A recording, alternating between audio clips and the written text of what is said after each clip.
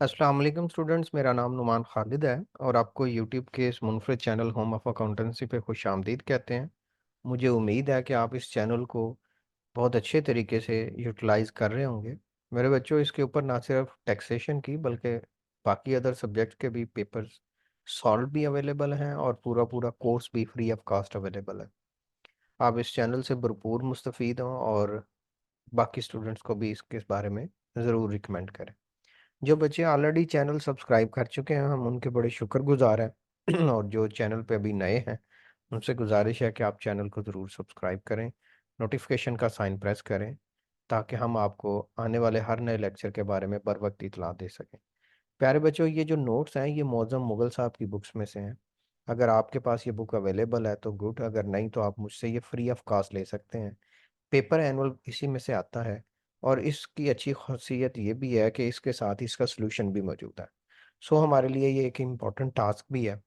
हमने इससे पहले इसके 13 प्रॉब्लम और 15 लेक्चर ऐसे स्पेंड किए थे कि जिसमें हमने कुछ इंट्रोडक्शन स्पेंड किया था कि न्यूमेरिकल में हम किसी भी पार्टी या टैक्स पेयर को किस तरह से डील करते हैं, टैक्स ईयर क्या है, और उसके साथ साथ कुछ इंपॉर्टेंट डेफिनेशन भी डिस्कस की थी। सो आई रिकमेंड दैट कि आप इस लेक्चर की डिस्क्रिप्शन में जाएं और एक प्लेलिस्ट है जो इनकम टैक्स न्यूमेरिकल के नाम से है, उसको आप ज़रूर देखें। अगर आप ऑलरेडी देख चुके हैं तो ये बहुत अच्छा है। बात करते हैं आज के हम इस प्रॉब्लम की। प्रॉब्लम नंबर 14 ये है मिस आमना फलक।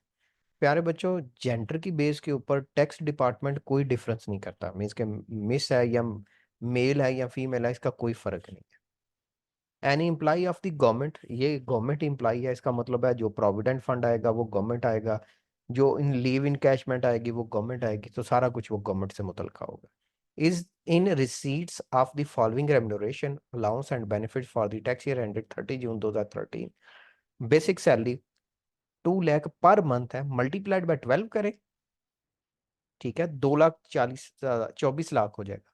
Section 12 fully taxable. स्पेशल पे section 12 fully taxable. Ad hoc relief allowance ये भी आपके पास सेक्शन 12 में जाएगा और फुली टैक्सेबल होगा। Amount of gratuity receive from the government, आपने गवर्नमेंट से ग्रेजुटी रिसीव की, और याद रहे कि गवर्नमेंट से जितनी भी आप अमाउंट ऑफ ग्रेजुटी रिसीव करते हैं वो एग्जेम्प्ट होती है। Section 12 exempt. Conveyance allowance 1,80,000 car owned and run by employ. अच्छा, ये कन्वेंस अलाउंस है, अलाउंस जितना भी है वो टैक्सेबल होता है। नेक्स्ट वो कहता है G car owned and run by employee, tax paid with motor vehicle, ये एडवांस टैक्स है, ठीक है। ये एडवांस टैक्स के तौर पर आपने याद रखना है। जब आप टोटल इनकम कैलकुलेट कर लें तो उसमें से आपने इसको एडवांस टैक्स के तौर पर माइनस करना है। अच्छा बच्चों, इस इन लेक्चर के साथ साथ सॉल्व पास पेपर की भी प्लेलिस्ट अपलोड की गई है, उसका लिंक भी इस लेक्चर की डिस्क्रिप्शन में है, तो आप वहां से भी एक्सेस करें तो आपको जो एग्जैक्ट पेपर की स्टेटमेंट्स हैं और उनको किस तरह से सॉल्व करना है वो भी हमने शेयर किया है, वो भी आप जरूर देखिएगा, उससे जरा आपके कुछ पॉइंट्स और क्लियर होंगे। Employees contribution to government provident fund, ये गवर्नमेंट के प्रोविडेंट फंड में कंट्रीब्यूशन है, ये एग्जाम्प्ट होता है। Equal contribution is made by government, ये भी एग्जाम्प्ट होता है। एम्प्लॉय का कंट्रीब्यूशन, एम्प्लॉयर का कंट्रीब्यूशन, दोनों एग्जाम्प्ट है। इंटरेस्ट ऑन एक्यूमुलेटेड बैलेंस 16% से कम है, जैसा कि ये 15% है, ये भी एग्जाम्प्ट है। Free furnish accommodation provided by employer 45% of basic salary लीजिएगा, वो टैक्सेबल कीजिएगा। Gas electricity water charges for the year paid by the employer, section 12 taxable. Compensation in lieu of 1 month notice period salary paid by the prospectus employer, आपको मालिक ने 1 महीने का notice दिए बगैर निकाल दिया और उसके बदले में उन्होंने कहा भाई ये 3 लाख रख लें, जब तक आपकी नई जॉब नहीं होगी आप ये 3 लाख से इंजॉय करें, section 12 fully taxable. Special allowance for meeting certain business expenses for the year 42,000, allowance आपको मिला 42,000 but actual expenses incurred Holi and necessarily for the performance of duties 30,000, 42 में से 30 को सब्ट्रैक्ट कर दें, 12,000 बचेगा जो कि सेक्शन 12 में फुली टैक्सेबल होगा। अच्छा जी, नेक्स्ट पॉइंट है रेंट फॉर द ईयर। अच्छा मेरे बच्चों, ये जरा इंपॉर्टेंट है तो आपकी तवज्जो जरा मुझे ज्यादा रिक्वायर्ड है। रेंट जो है ये आपका सेकंड सोर्स ऑफ इनकम होता है, इनकम फ्रॉम प्रॉपर्टी के तौर पर हम लिखते हैं। इसमें से कुछ इस साल टैक्स ईयर 2023 में अलाउएबल डिडक्शन भी है। इससे मुतल्लिका एक थ्योरी का पॉइंट भी है और मैं रिकमेंड करूंगा कि इस दफ़ा आप उसको ज़रूर प्रिपेयर करें। उसकी वजह यह है कि इनकम फ्रॉम प्रॉपर्टी पिछले साल से चेंज हुआ है। तो वो पोर्शन जो अमूमन चेंज होता है उसका थ्योरी का क्वेश्चन अमूमन पूछ लेता है। What are income tax credits available to a salaried person और इनकम फ्रॉम प्रॉपर्टी, ये दोनों पोर्शन चेंज हुए हैं। तो आई स्ट्रांगली रिकमेंड दैट कि आप ये दोनों थ्योरी के लॉन्ग क्वेश्चन जरूर करें। इन दोनों को बेटा जी मैंने इस लेक्चर की डिस्क्रिप्शन में भी रखा हुआ है, आप वहां से भी देख सकते हैं कि इसका लिंक कहाँ पे है। अगर नहीं तो आप मुझसे मेरे व्हाट्सएप नंबर पे भी रब्ता करके फ्री ऑफ कॉस्ट में वो लिंक भी ले सकते हैं, नोट्स भी ले सकते हैं। Rent for the year 2,25,000 section 15 के इनर कॉलम में लगेगा। Lawyer fee to defend the title of property, ये एक्सपेंडिचर है, ये आपकी अलाउएबल डिडक्शन है, आप रेंट चार्जेबल टू टैक्स में से माइनस करेंगे। Lawyer fee for drafting the master rent, आपने रेंट एग्रीमेंट ड्राफ्ट किया, ये भी इनकम फ्रॉम प्रॉपर्टी है और आप इसको लेस करेंगे।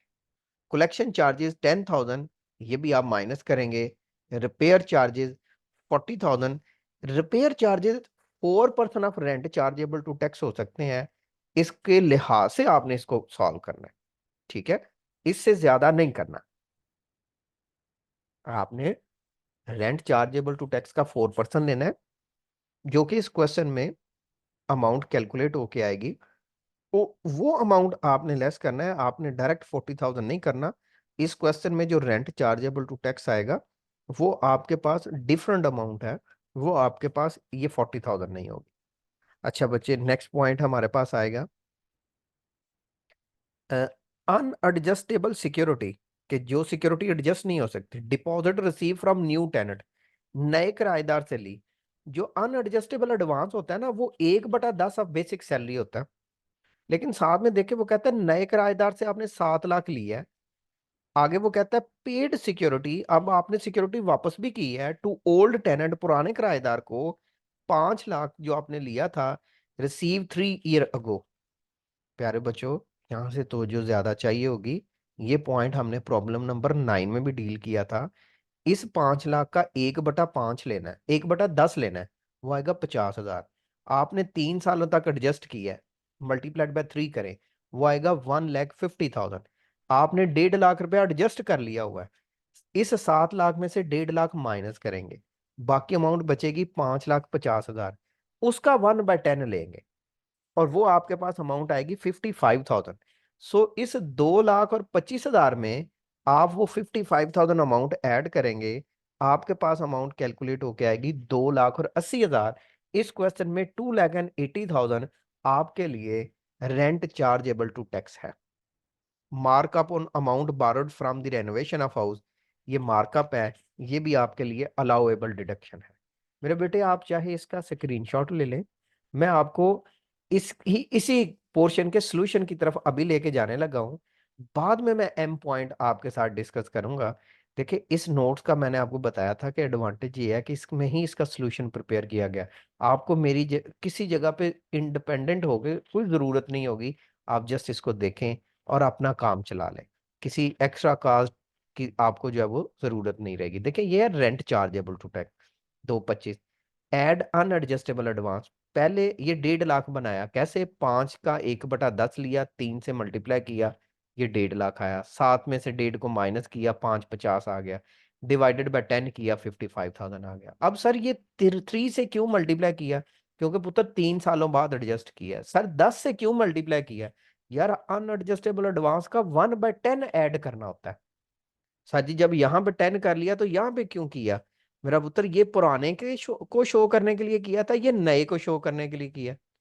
ये देखें जी, ये हमारे पास डिडक्शन है, रिपेयर चार्जेस है, लायर की ड्राफ्टिंग है, मार्कअप है, लायर की रेंट है, और ये जो रिस्ट्रिक्शन है 4% of rent chargeable to tax. तो आप अगर इसका 4% लेंगे तो आपके पास मैक्सिमम अमाउंट जो है वो यहाँ पे प्लेस कर दी जाएगी, और उसके मुताबिक जो है वो आपके कलेक्शन चार्जेस को यहाँ पे लिखा जाएगा। कलेक्शन चार्जेस ऑलरेडी जो इसका, अगर आप 4% लेंगे ना, 10,000, उससे कम अमाउंट है। अगर ज्यादा होता तो फिर आप उसको नहीं लेते। वापस चलते हैं हम अपने पॉइंट के पास कि हमने जो अभी तक डिस्कस नहीं किए। रॉयल्टी ऑन प्रोफेशनल बुक्स, ये सेक्शन 18 में टैक्सेबल है। Gain on sale of public share of public company 50,000 holding period less than 12 month, ये दो जगहों पे प्लेस होगा। सेक्शन 37 में जाएगा और एग्जेम्प्ट रहेगा। और दूसरा, आप इसको सेपरेट ब्लॉक ऑफ इनकम के तौर पर डील करेंगे, क्योंकि holding period less than 12 month है, तो 15% इसका सेपरेट ब्लॉक ऑफ इनकम आएगा। Agriculture income 90,000 and rent from hire of furniture, agriculture income 39 में एग्जाम्प्ट होगा। Rent rent from hire of furniture, ये 39 में आपके पास फुली टैक्सेबल होगा। ठीक है जी। ये दोनों पॉइंट आपके इनकम फ्रॉम अदर सोर्सेज के हैं।